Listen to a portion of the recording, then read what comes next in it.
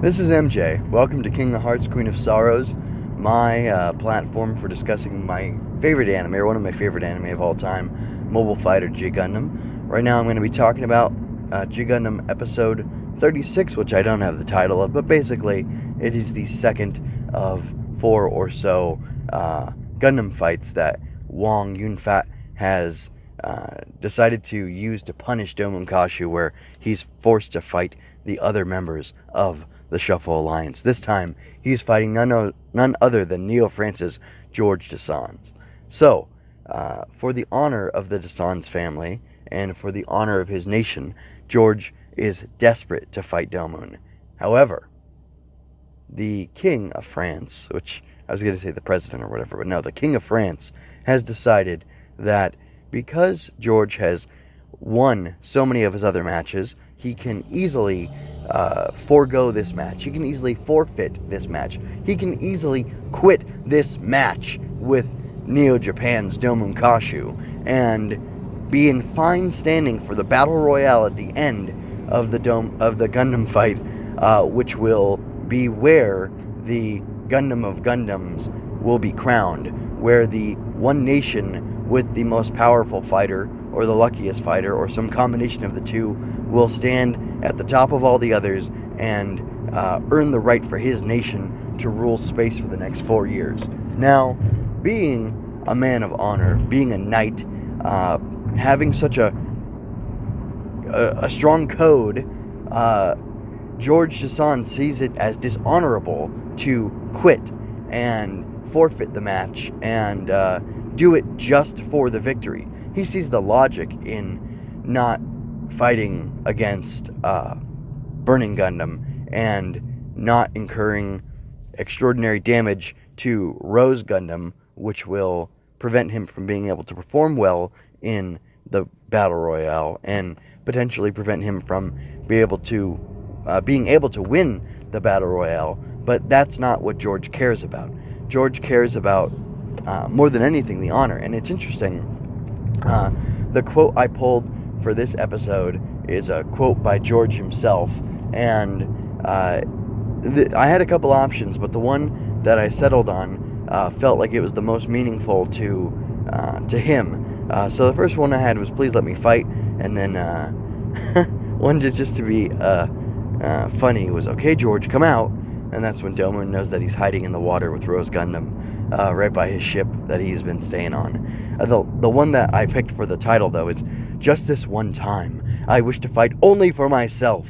And the reason that's significant is because, and I'll actually touch on the nature of this arc and what happens in the other episodes, which is that the members of the Shuffle Alliance are at a point where they don't want to fight against the Dark Gundam. They don't want to deal with the Dark Gundam. Instead, they want to focus on, 1, fighting Domon Kasshu to the best of their abilities, and 2, winning, or maybe it's, strike that, reverse that, winning the Gundam fight for themselves. But here's the thing, it's not just for themselves. Argo Golski is fighting to free his imprisoned fellow pirates, who were apparently legit pirates, not like real pirates who are awful. Chibity is fighting for the American dream, and to prove to his fellow countrymen that, with hard work and determination and maybe a little bit of gumption, you can do amazing things and you can achieve nearly impossible dreams. And I know that makes Chibity sound a little bit like a Disney princess, but I've got no problem with that, because I think that the sentiment is both beautiful and true. Let's see. Chikaline, that's not his real name, but you know who I'm talking about, is fighting for the restoration of the Shaolin Temple. And this is basically the last chance. It's for his father. It's for his, the monks who raised him, or who have been taking care of him. There's so much riding on this. And of course, Domon's fighting to save his family. And George is fighting for the most abstract thing, which is kind of for king and country, but at the same time, being that there's this legacy of knighthood in his family, that they've always served France, or Neo-France, and that they have found it so important to be courageous in the face of danger, in the face of overwhelming odds, etc., etc. This is something these people have to do. This is something George has to do, and he feels duty-bound, honor-bound to do these things. And when the king of Neo-France tells him that he should forfeit the match, that he should give up, that he should quit, that he should turn tail and run, George refuses to do that. He's conflicted because he wants to do it. The reason he wants to do it is because he wants to honor that crown that his family has been pledged to honor and has dutifully honored for so long. But the reason why that quote is significant is because George finally puts himself over other people. And the reason that that's important is because while being honorable, while having duty is laudable and noble and good, there is such a thing as putting yourself second, or in such a putting yourself so low on your priorities that you will be miserable. So, is it honorable for a knight to be sad and to lack something, to go without in order to do something good and better and bigger and grander than himself? Yes. But much like Spider-Man and Spider-Man 2, I wonder if George was thinking, am I not supposed to have what I want, what I need? And I think it was good because it's striking a balance of, sustaining yourself spiritually, emotionally, mentally by enjoying or pursuing the things you love versus just slaving away at some greater cause.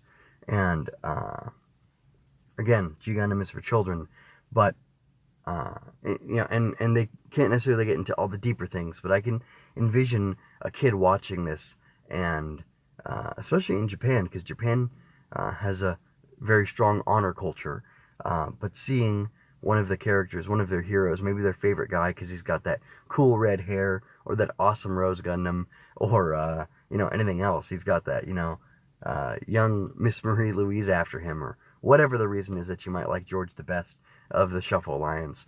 Seeing him, who's like you, set honor and duty aside to do something for himself because it's important to him, I think is a really good thing. And it was a really interesting thing to explore in the story. And I like that, and I didn't really touch on this earlier, that all of the Shuffle Alliance members are reaching the heights of their power in facing Domon for its own sake, or for the honor of being a martial artist, or gosh, what's the best way to put that? They're doing this because it's important to them, and kind of they're getting their needs met, they're enriching themselves, they're doing what they need to do for themselves as individuals before they can really fully take on the Dark Gundam, etc., and help Domon as members of the Shuffle Alliance. And I do think there is that interesting balance between larger society, duty to larger society, or to your family, I should say, because that's who really matters, the people around you, your family and friends,